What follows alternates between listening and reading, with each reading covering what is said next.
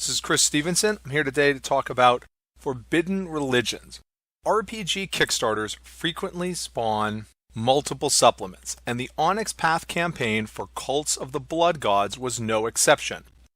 The final additional supplement from that one was Forbidden Religions, which I believe also makes it the very last Onyx Path published Vampire the Masquerade book. So is Forbidden Religions a revelation or a last gasp? Let's take a look. Forbidden Religions pitches itself as a source book on faiths that are clandestine and taboo within kindred society, perhaps perverse or malicious or threatening to collapse entire domains. This is somewhat overstating things. Many of the religions here aren't forbidden, or they're forbidden only to the extent that they're inconvenient for some local vampire in power, not because they're doing anything any more objectively heinous than, the usual stuff that vampires get up to. Or they might be doing heinous things and, they're actually in power because, alas, those two things are not mutually exclusive. Many of them are just odd or inconvenient. This doesn't make them less interesting. In fact, in some ways it might make them more interesting, but this is not a collection entirely made of even more evil stuff than normal vampire society. So there's a big notion of the kind of religions that you're going to find in Forbidden Religions. A Methuselah cult of Ventru warriors, notable for being led by a neonate and being perhaps a bit too aggressive with the Second Inquisition. Or a group of militant Tremere who want to restore the pyramid. There's a group of Nosferatu who worship the Niktuku and offer them sacrifices. If you're not steeped in the lore, the Niktuku are Nosferatu boogeymen who are said to be direct child of the Nosferatu antediluvian, who are out to kill all of the normal Nosferatu for being, huge disappointments. These Nosferatu then worship the Niktuku and sacrifice to them in hopes of being spared. There are the Heralds of Ur-Shulgi. Again, for those who know your vampire metaplot, prior to V5, Ur-Shulgi essentially ruled the Banu Hakim. He rose from torpor, looked around, got super pissed off at all of these vampires putting their notions of God above their loyalty to Hakim, and began an extensive purge of the clan. This is part of what started driving the Banu Hakim into the arms of the Camarilla. So this is essentially presenting his sort of, I think he's personally missing now, but the sort of structure of that Methuselah cult, antediluvian cult, whatever it is, that has replaced mortal religions amongst the traditional Banu Hakim. There's a fratricidal diablerie cult who believes that if Cain's essence is just consolidated enough in a small enough number of vampires, then they'll be able to get rid of the beast. There's a scam/cult who believe that by pretending to be a mortal family, they can transcend undeath, better known as dying and leaving everything to the ghouls who actually run the cult. There are the Eremites, who you may recognize as being named after an ancient type of Christian hermit. The Eremites believe in enlightenment through self-denial and isolation. There's a group of vampires who believe that they can achieve Golconda by uplifting the mortals around them and, then drinking the blood of said uplifted mortals. There's a group of Hakata who, falsely, believe that they have been personally selected to carry out the Capuchin's mysterious plans, but are, really just doing someone else's dirty work. There's a group of vampires who still think that it's all about those signs of Gehenna that we as players used to fixate on so much back in the old metaplot. Is anyone out there still looking for that woman with the crescent moon birthmark? Well, they are. There's a Hakata-focused Gehenna cult that seeks to bring on the apocalypse through ecstatic practices and murdering every supernatural being in the vicinity. But they also are working on tracking the efficacy of different methods of resisting the beckoning, which is the sort of thing some vampires might be interested in.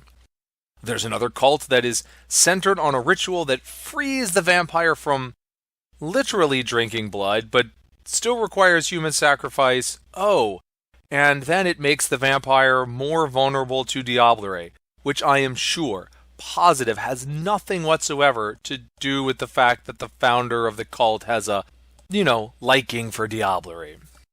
There's the vampire version of hillbilly horror, although it's in, rural Canada technically. And there's a vampire dining club that uses its exclusive but publicly known dinner events, with all the sort of special things on the menu you might imagine for a group of kindred, to hide the fact that these vampires kidnap and consume other vampires' touchstones. And there's some wannabe infernalists. Okay.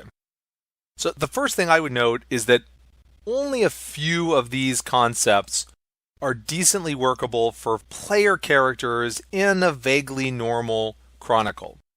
Militant Tremere? Sure. Militant Ventru? Sure. Trying to help people out and then eating them? Sure, that's like pretty standard, right? Those can be readily worked into a chronicle. But vampires who want to hang out by themselves in a cave for months at a time? Vampires who never, ever, ever want to break their act of being mortal? Several iterations of I want to kill everyone who isn't a part of my cult, oh, and maybe everyone who is in my cult? These don't work well as player character concepts. The book acknowledges this for some of them, but I think it's a bit more widespread than the book acknowledges. But even though these might not make good PCs, that doesn't mean that they can't make good non-player characters. And so that's why, to me, this is almost exclusively a storyteller book. Sure, there are some lore sheets that don't require the character to be a member of a cult, but to me, what you're really looking at here is a source that storytellers can mine for ideas. Like I mentioned, there are some of these cults that are nominally location-specific, but all of them that have some location-specific thing, you can really just drop them anywhere. Some of the cults that are least suitable for use as player characters are the most interesting for use as NPC story hooks. It can be the very weirdness or incompatibility for quote-unquote normal characters that can make them interesting as NPCs. And there are good story hooks in here. Different brands of fanatical assassins make easy enemies, and that's a great boon to a storyteller, right? Easy matters. Weird, isolated kindred cults can make great standalone stories to add into a chronicle. Some of the cults also lend themselves to more complicated political or moral plots. Do the player characters care enough to try to free other kindred from the grip of some obviously fraudulent religion? Or do they just take advantage of the situation? And that's just the easy stuff. Of course, with some expansion, many of these could produce long-term entanglements in a chronicle as well. There would be a lot of room to play as the PCs try to figure out whether this particular group of Gehenna cultists are just well-intentioned researchers or are seeking to unleash unholy terror. Those wannabe infernalists may have no special powers, but what happens if that organization starts to attain real political power? As I referenced earlier, there are some mechanics in this. There are some rituals that are very specifically tied to certain cults to make them function, but these really aren't useful outside of I'm playing in that cult. But there are also a couple handfuls of merits and flaws on the theme of religion and faith. You might have a merit that lets you resist the power of true faith, or as a flaw, you might act as a beacon that attracts those who have true faith. Any vampire might be interested in the Cold Dead hunger merit, which makes it easier to resist hunger frenzy. And another interesting one is for the religious who might suffer a crisis of faith. You can take willpower damage as an extra negative consequence anytime you have a bestial failure. If you watch the YouTube channel, you know I like Loresheets. There are 6 new ones here.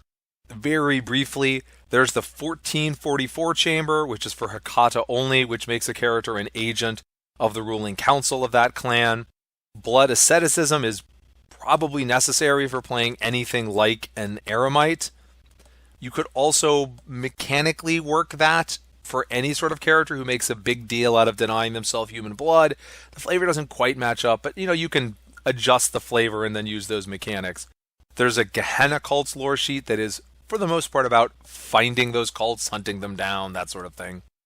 A vampire who wants to literally spread disease, possibly supernatural nature, can check out the Plagues of Gehenna lore sheet. The militant Tremere and Ventru get their options. There's the Praepositor for the Tremere and the Spear of Orthia for the Ventru. Out of those 6, the clan-specific lore sheets are probably the most readily useful. These line up with concepts where the cult in question is more playable. You could just use Militant Tremere, Militant Ventru, have a particular flavoring to it. Oh, I'm an agent of the Hecata. Those you can throw in. The other ones are probably harder to work into a normal sort of chronicle. So, at the end of the day, Forbidden Religions is a really narrow book that is best suited for storytellers and diehards. I'm the sort of fan who, backs the Kickstarter, gets all of the included PDFs, and then pays again to get the print-on-demand version, because apparently I like to look around my library, have an anxiety attack, and wonder how it is that it came to take up so much space. And Forbidden Religions does a solid job presenting the subject of these very narrow vampire cults in a way that storytellers can pick and choose how to use in chronicles. But it remains the case that the overwhelming majority of them range from fairly unsuitable to completely unsuitable for use as a player character. The handful of clan-specific lore sheets don't really make up for that from the perspective of someone who's considering this purely from the point of view of a player of the game. So Forbidden Religions has a place, but it is a narrower one than most other Vampire the Masquerade books. Hope you found this review informative. If you enjoyed it, please like, subscribe, comment below, all of those things that everyone on every YouTube channel you ever watch asks you to do. Thanks.